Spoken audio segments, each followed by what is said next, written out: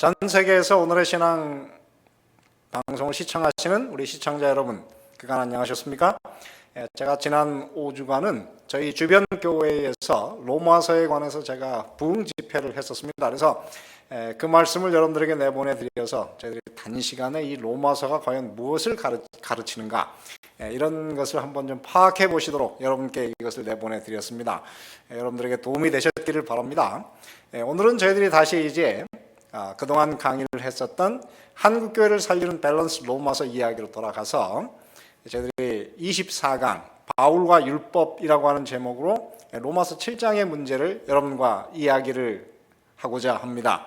여러분, 이 로마서 7장은 바울의 모든 글 가운데 그 율법이라는 단어가 제일 많이 등장하는, 그래서 율법이 사실은 이 바울 서신 로마서 7장의 주제가 되겠습니다. 이 바울과 율법 문제는 사실 굉장히 난해한 문제입니다. 바울이 쓴 글 중에서 가장 난해한 문제가 이 바울과 율법에 관한 문제입니다. 그래서 그 한 신학자가 그 바울과 율법이라는 주제로 글을 쓰면서 그는 베드로후서 3장 15절부터 있는 이 말씀을 처음 인용하면서 그의 그 책을 시작했어요. 그곳에 보면은 우리 형제 바울이 그 받은 지혜대로 너희에게 이렇게 썼다, 그렇게 말하면서 뭐라 그러냐면 그 중에 알기 어려운 것이 따로 있다.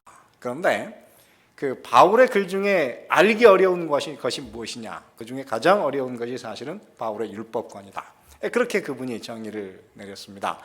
그렇습니다. 이 바울의 이 율법 문제는 정말 어려운 문제입니다. 어느 곳을 읽으면 바울의 율법이 필요 없다, 그리스도인들은 더 이상 율법이 필요 없다, 그렇게 이야기하는 듯 하다가도 또 어느 곳을 보면은 바울이 또 윤리에 있어서는 이 윤리를 이것에 기초해서 적용을 하고 있기 때문에 이게 참 난해한 문제가 아닐 수가 없습니다. 그래서 그 신학자가 말하기를 이 바울의 글을 이해하려면 바울이 율법에 대해서 무엇이라고 썼는지, 바울의 그 율법 문제를 해결하지 않으면 바울의 글을 이해할 수가 없다, 그렇게 결론을 내렸습니다. 그렇습니다. 이 로마서 7장은 그래서 오늘 우리에게는 굉장히 중요한 문제이기도 하고, 현 시대의 이 로마서를 연구하는 분들에게 이 로마서 7장은 굉장히 다양한 견해로 학자들 간의 그 의견 자체도 이렇게 다 나뉘어져 있습니다. 그래서 오늘 이 로마서 7장을 제가 한번 읽어보겠습니다. 여러분, 이 말씀을 읽으면 과연 율법이 필요하다는 얘기입니까? 아니면 필요 없다고 하는 얘기입니까? 한번 여러분 이 말씀을 그냥 액면 그대로 한번 읽으면서 한번 느껴보시기 바랍니다. 로마서 7장 5절 6절에 보면 우리가 육신에 있을 때에는 율법으로 말미암는 죄의 정욕이 우리 지체 중에 역사하여 우리로 사망을 위하여 열매를 맺게 하였더니 이제는 우리가 얼매였던 것에 대하여 죽었으므로 율법에 대해서 벗어났으니. 오늘 이곳에 보면 그리스도인들이 어떻게 해요? 예수님과 함께 죽었다가 부활, 거듭났을 때에 우리가 어떻게 해요? 우리가 얽매였던 것에 대해서 죽었고 율법에서 벗어났다, 그렇게 이야기합니다. 그러면서 이러므로 우리가 영의 새로운 것으로 섬길 것이요 의문에 묵은 것으로 아니할지니라. 자, 오늘 이 말씀에 의하면은 바울이 이 로마서 7장에서 그리스도인은 율법이 이제 필요가 없다, 거듭난 그리스도인은 더 이상 율법 아래 살 필요가 없다, 그렇게 이야기하는 것 같습니다. 그래서 율법을 지키지 않아도 된다라고 이야기하는 것 같지 않습니까?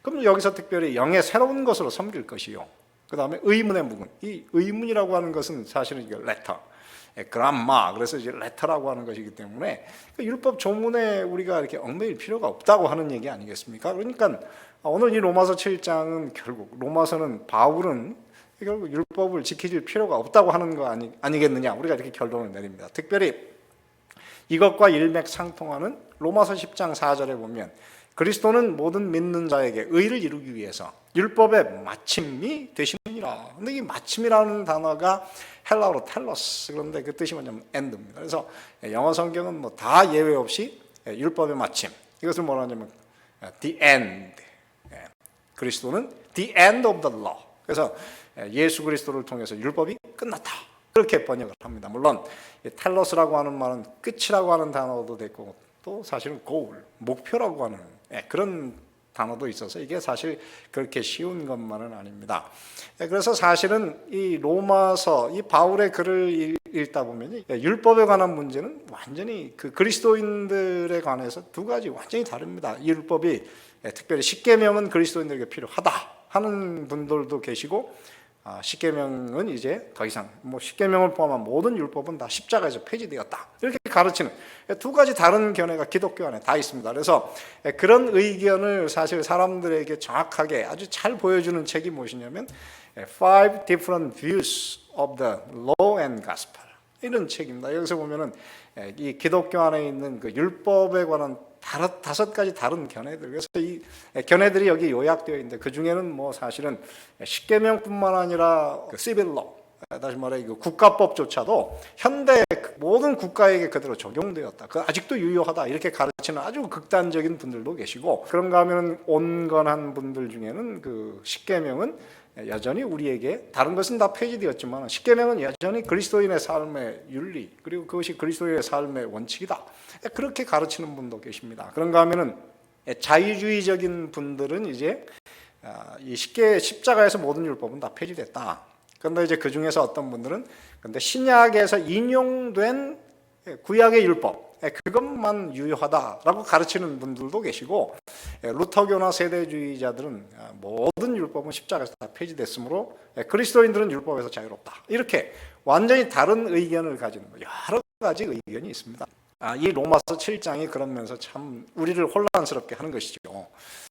그런데 사실은 이 로마서가 하는 얘기를 한번 가만히, 로마서 7장에 하는 얘기를 가만히 들어보면, 사실 우리가 조금 자세히 보면 바울은 결코 로마서 7장에서 율법이 필요 없다고 하는 것 같지만은 사실은 율법은 여전히 유효한 것을 그가 지지하고 있습니다. 그것이 어디에 나오냐면 로마서 7장 2절에 보면 남편 있는 여인이 그 남편 생전에는 법으로 그에게 매인 바 되나 만일 그 남편이 죽으면 남편의 법에서 벗어나느니라. 그래서 그리스도인들이 어떻게 죽으면 율법에서 자유롭다는 얘기를 이 말씀의 기초에서, 구약의 율법의 기초에서 쓰는데, 바울이 고린도전서 7장에서 그리스도인들의 결혼 문제에 관해서 쓰면서 이 말씀을 거의 그대로 인용하고 있어요. 그래서 고린도전서 7장 39절에 보면 이렇게 쓰죠.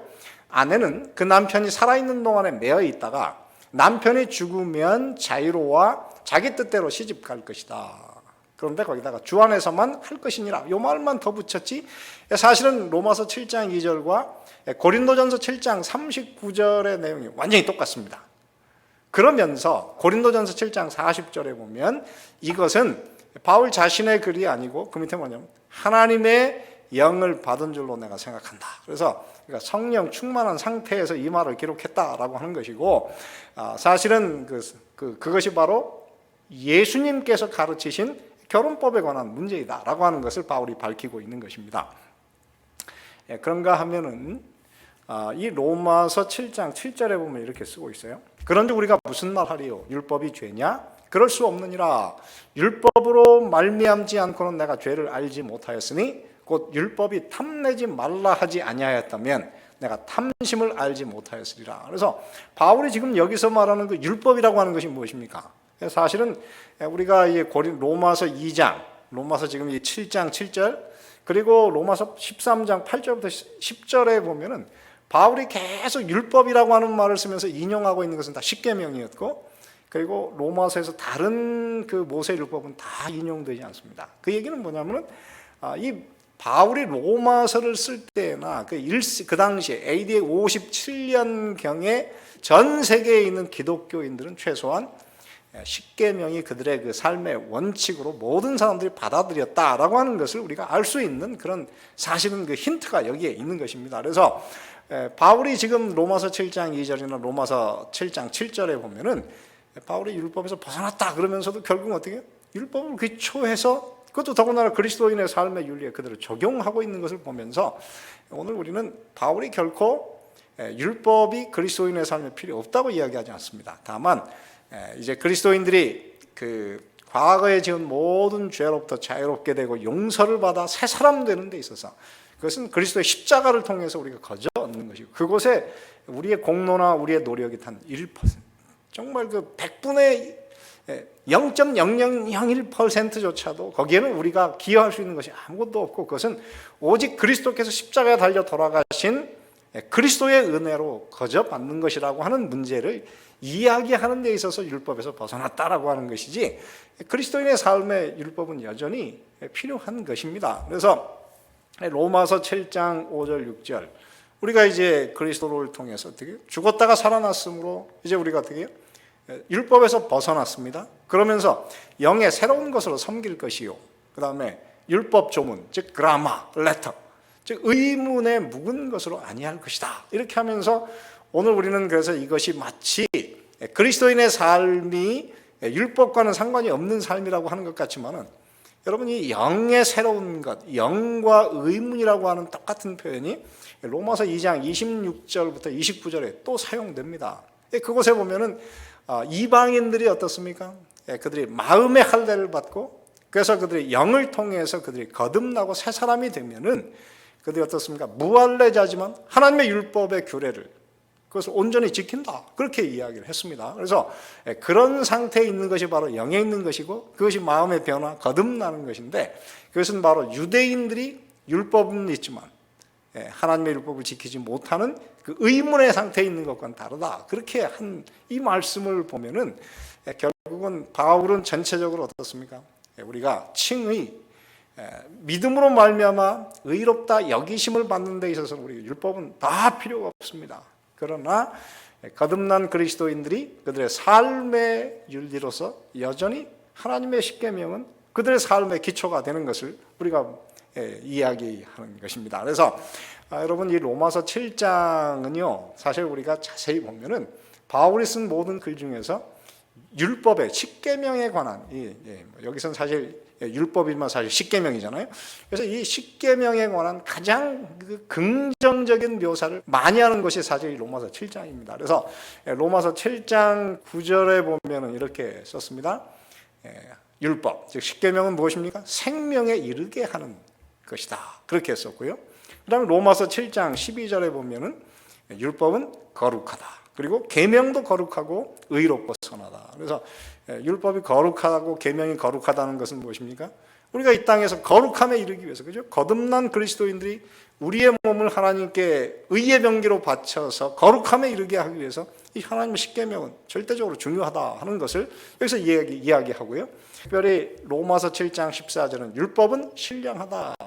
여러분, 로마서 7장에 영이라는 단어가 두 번 씁니다. 그래서 하나는 무엇이냐면 영의 새로운 것으로 섬기라, 그러면서 로마서 7장 14절에 뭐라 그래요? 율법은 신령하다. 그러니까 결국 어떻습니까? 영의 새로운 것하고 이 신령한 율법은 서로 결코 분리될 수가 없는 그런 문제인 것입니다. 그래서 이 로마서 7장을 우리가 이야기할 때에 항상 중요한 것은 그것입니다. 이 로마서 7장의 구조를 알아야 돼요. 로마서 7장 1절부터 6절에는 그리스도인들이 예수와 함께 십자가에 달려 죽었습니다. 그래서 침례를 통해서 죽었다가 장사 지내고 부활해가지고 어떻게 해요? 우리가 이제는 율법에서 벗어났으니까 영의 새로운 것으로 섬기고 의문에 묵은 것으로 섬기지 말자. 그렇게 이제 로마서 7장에 어떤 하나의 인트로덕션, 이제 도입부를 쓴 다음에 로마서 7장 7절부터 13절은 거기에 모든 주어가 다 1인칭 단수 납니다. 나 혹은 내라고 하는 단어가 쓰는데 거기에 더하기 모든 동사는 미완료예요. 과거형입니다. 이 사도 바울이 사실은 이 이야기가, 그래서 이 로마서 7장에서 이 나가 과연 누구냐라고 하는 문제가 사실 굉장히 오랜 특별히 20세기의 신학자들 가운데 굉장한 논란이 됐던 부분입니다. 그리고 특별히 로마서 7장 14절부터 25절에는 거기에 주어는 똑같이 1인칭 단수 나, 바울을 얘기하는데 그 다음에 거기다가 현재 동사, 현재의 상태를 묘사하는, 바울 현재의 상태를 묘사하는 것이기 때문에 이 로마서 7장에 나오는 이 로마서 7장 14절부터 25절에 이 나가, 현재형으로 묘사된 나가 바울 자신의 그 자전적인 현재의 경험이냐, 아니면 이것이 거듭나기 전에 바울의 상태냐, 아니면 다른 것을 묘사하느냐, 뭐 여러 가지로 사실 논쟁을 합니다. 이 논쟁이 끊임이 없어요. 그러나 제가 이제 이 문제를 그냥 간단히 여러분들에게 말씀드리면, 저도 이 문제를 가지고 10년을 고민했습니다. 근데 고민을 하다 보니까 결국 로마서 7장에서의 그죠? 바울 자신의 그 현재형으로 쓴 이 부분은 남이 아닌 바울 자신의 이야기다. 저는 그렇게 제가 그것도 거듭난 그리스도인, 그리스도인 바울의 그 상태를 묘사하는 것이다. 저는 그렇게 결론을 내립니다. 왜 그런가 하면 로마서 7장 그 후반부에 사용하는 그 용어 중에 속사람 혹은 지체라는 단어가 나와요. 여기 보면은 내 속사람으로는 하나님의 법을 즐거워한다. 그런데 그것과는 반대되는 내 지체 속에 있는 다른 한 법이 내 마음의 법과 싸워서 내 지체 속에 있는 죄의 법 아래로 나를 사로잡아오는 것을 내가 지금 보고 있다. 그렇게 쓰고 있어요. 그래서 여기서 보면 속사람 그리고 지체 그다음에 마음의 법 뭐 이런 표현인데 이것은 거듭난 그리스도인의 상태를 거듭난 그리스도인의 두 가지 already와 not제 이미와 아직. 그래서 이미 구원받은 그래서 거듭난 그리스도인의 상태와 그 다음에 여전히 이 세상에 속한 그 지체 그 다음에 겉사람 이 두 가지가 서로 이렇게 싸우고 그 다음에 그 서로 전쟁을 일으키는 그런 면이 바로 이 로마서 7장에서 사용된 이 단어입니다. 그래서 이 동일한 단어, 이 똑같은 표현이 어디냐면 고린도서 4장 16절에 이렇게 씁니다. 그러므로 우리가 낙심하지 아니하노니 겉사람은 후패합니다. 거듭나고 그리스도를 믿는다 그래가지고 사람이 더 젊어질 수는 없지 않습니까? 그래서 겉사람은 점점 후패하는 것이죠. 그러나 그리스도인은 어떻습니까? 속사람, 거듭난 그 사람은 그리스도를 닮아서 성령의 역사를 통해서 날로 새롭게 변화가 되는 이 두 가지 이중 상태에 있는 서로 그 이율배반적인 그리스도인의 상태를 묘사하는 똑같은 표현, 속사람, 그 다음에 겉사람. 그 표현이 이 로마서 7장에 그대로 사용되고 있는 것이죠. 그래서 로마서 7장 25절에도 여기 보면 이렇게 썼습니다. 우리 주 예수 그리스도로 말미암아 하나님께 감사하리로다. 그러면서 그런즉 내 자신이 마음으로는 하나님의 법을, 육신으로는 죄의 법을. 그래서 여기도 마음과 육신이 어떻게 서로 갈등 관계에 있는 그런 모습으로 오늘 이 로마서 7장이 기록되어 있는 것입니다. 그런데 이 로마서 7장에 바울이 현재 나의 즉 그리스도인 바울의 모습 상태를 묘사하면서 오늘 여기서 보면은 이렇게 쓰고 있습니다. 왜? 그가 로마서 7장 24절에 오라 나는 곤고한 사람이로다. 이 사망의 몸에서 누가 나를 건져내랴. 그런데 여기 이 곤고라고 하는 표현은 이제 헬라어로 사실 탈라이포로스 그래요. 이건 헬라어에 딱 두 번밖에 나오지 않는 거거든요. 근데 그거는 뭐냐면은 사람이 좁은 틈에 갇혀가지고 사실 움직일 수가 없어요. 그래서 이렇게도 못하고 저렇게도 못하는 아주 답답한 상태에 있는 인간의 힘으로는 그런 곤경에서 벗어날 수 없는 그런 위기의 상태. 그런 것이 바로 여기 곤고한 것이라고 하는 것입니다. 그래서 한 그 도둑이 그 미국에 있는 한 학교 초등학교를 이제 털려고 들어갔다가 경비한테 걸렸어요. 그래가지고 경비를 피해서 도망갔습니다. 그래서 이제 경비를 피해서 이제 담을 넘어가지고 이제는 살았다. 그런데 문제는 탁 폴짝 뛰어넘었는데 마지막 순간에 바지가 끝에 딱 저기 걸려 버렸습니다. 그래가지고 이 사람이 뛰었는데 거꾸로 매달리게 됐는데 문제는 몸이 무거워가지고 이 쇠창살에서 벗어날 수가 없는 그리고 그것도 바지가 올라간 상태로 저런 상태로 있다가 결국은 경찰에 연행이 됐어요. 근데 오늘 이 땅에 살아가는 그리스도인의 삶, 현재의 삶이 어떤 면에서 그럴 수 있다고 하는 것입니다. 왜냐하면은 그런 그 이유가 무엇인가? 로마서 7장 15절에 이렇게 쓰죠. 뭐 이미 다 묘사를 했지만은 나의 행하는 것을 내가 알지 못하노니 곧 원하는 이것은 행하지 아니하고 도리어 미워하는 그것을 한다. 참 이상하죠. 마음으로는 자기가 어떻게 해요? 하나님의 법을 따르고 싶은 데에 이 지체에 있는 더 강한 또 하나가 있어가지고 결국 어떻게 해요? 자기가 원치 않고 미워하는 것을 하는 그런 상태에 있다. 이렇게 썼어요. 로마서 7장 18절에도 보면 내 속 곧 내 육신에 선한 것이 거하지 아니하는 줄을 아노니 원함은 내게 있지만은 선을 행하는 것은 없다. 그래서 결국은 어떻게 인간이 거듭났어요. 그래서 이 거듭난 그리스도인 바울조차도 어떻게 그의 힘으로는 하나님의 율법을 순종할 수가 없다고 하는 것입니다. 그래서 이것에 대해서 결국 로마서 7장 22절 23절에도 이렇게 썼습니다. 내 속사람 똑같은 표현이 나오죠. 하나님의 법을 즐거워하되 내 지체 속에 있는 다른 법이 내 마음의 법과 싸워 내 지체 속에 있는 죄의 법 아래로 나를 사로잡아 온다. 그렇게 했었어요. 그러면서 오늘 이 사도 바울이 결국은 이제 이게 과연 누구냐라고 하는 문제를 쓰는 데 있어서 아주 결정적인 단서가 되는 말씀이 로마서 7장 25절입니다. 여기 보면은 그런즉 주 예수 그리스도로 말미암아 하나님께 감사하리로다. 그러면서 뭐라고 썼냐면 그런데 마음의 법을 섬기되 겉사람으로는 혹은 그 지체로는 육신으로는 죄의 법을 섬긴다. 그래서 여기 보면은 바울이 로마서 7장 25절을 이 로마서 7장을 쓰는 그 당시에 그는 예수 그리스도를 알고 믿는 사람이었어요. 그래서 예수 그리스도를 통해서 하나님께 감사하기 때문에 이 로마서 7장은 결국 그리스도인 바울에 관해서 쓰는데 끝에 뭐라 그러냐면 그런데 마음으로는 하나님의 법을 육신으로는 죄의 법을 섬긴다. 이 두 가지 거듭난 그리스도인의 상태가 이 두 가지 완전히 다른 그 이율배반적인 다른 시대에 속해 있는 것을 오늘 이곳에 묘사하는 것입니다. 그럼 왜 그런가? 왜 바울이 그렇게 썼는가? 저는 이제 그 문제를 우리가 왜 바울이 그렇게 쓴 이유를 알아야 된다고 저는 그렇게 생각해요. 바울은 로마서 7장의 그 전체적인 주제가 바로 나입니다. 그래서 내라고 하는 단어가 로마서 7장에만 자그마치 34번이 나와요. 그런데 로마서 8장으로 탁 넘어가면 그곳에 나라는 단어는 싹 사라져버리고 제일 많이 나오는 단어가 무엇이냐면 성령이라고 하는 단어입니다. 성령이라는 단어가 그곳에 줄을 이루죠. 그래서 로마서 8장에만 성령이라는 단어가 20번 가까이 나오지 않습니까? 그래서 결국은 무엇입니까? 거듭난 그리스도인들조차도 그들이 거듭났기 때문에 하나님의 율법을 즐거워 행하려고 하지만은 자신의 힘으로 인간의 힘으로 과연 하나님의 율법을 순종할 수 있는가? 그건 못하는 것입니다. 왜냐하면 하나님의 율법을 순종하는 것은 그것은 하나님의 능력의 영역에 속하는 것이지 인간의 영역에 속한 것이 아닙니다. 그래서 로마서 8장에 넘어가면 어떻게 해요? 로마서 8장 4절에 육신을 쫓지 않고 영을 쫓아 행하는 우리에게 율법의 요구, 율법의 모든 righteous requirement of the law 그것이 우리에게 어떻게 해요?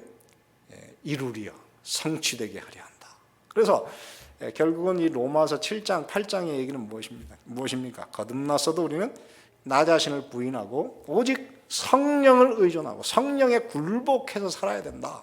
성령을 받아야 된다라고 하는 것을 이 로마서 8장이 이야기하는 것입니다. 그래서 로마서 8장은 결국 로마서의 절정이라고 합니다. 그래서 이 로마서의 가장 그 클라이맥스가 로마서 8장이거든요. 그래서 그리스도인의 승리, 이 모든 그 그리스도인의 환희 그리고 이김이 로마서 8장에 기록되는데요. 로마서 7장의 그 절망에서 8장의 승리로 전환하는 그 극적인 전환을 이루기 위해서 바울은 로마서 7장을 이렇게 쓰지 않았나 저는 그렇게 생각을 합니다. 그래서 이제 다음 주부터는 제가 이 로마서를 연구해 오신 우리 모든 그리스도인들에게 최고의 승리의 소식, 기쁨의 소식 로마서 8장의 이야기를 제가 여러분들에게 소개하고자 합니다. 여러분 다음 주를 기대해 주시기 바랍니다. 그곳에 여러분 어떻게 우리는 성령 안에서 이길 수 있나? 제가 그 놀라운 승리의 비결을 가지고 여러분께 돌아오도록 하겠습니다.